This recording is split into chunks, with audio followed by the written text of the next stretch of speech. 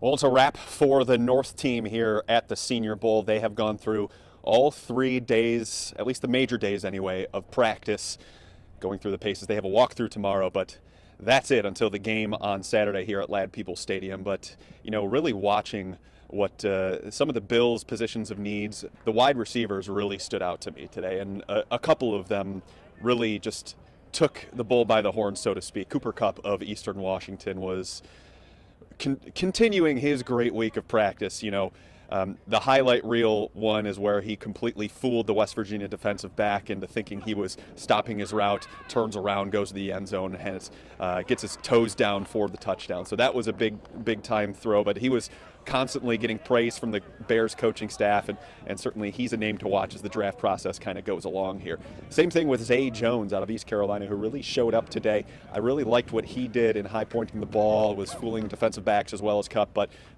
really Jones was kind of Robin to Kupp's Batman this at least for Thursday's practice.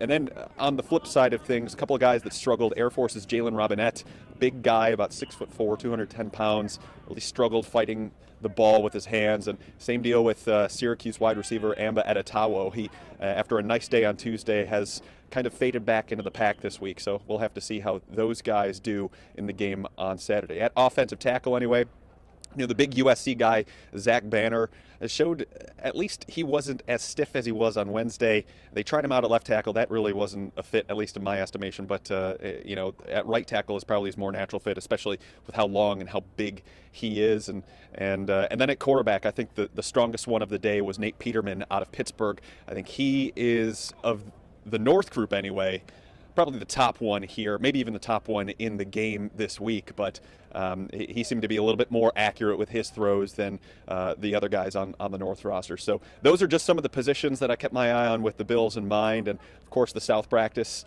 about to get going. We'll have a full wrap of that right here on Twitter and on WKBW.com. For now, from Lad People Stadium in the Senior Bowl, I'm Joe Buscaglia. We'll talk to you next time.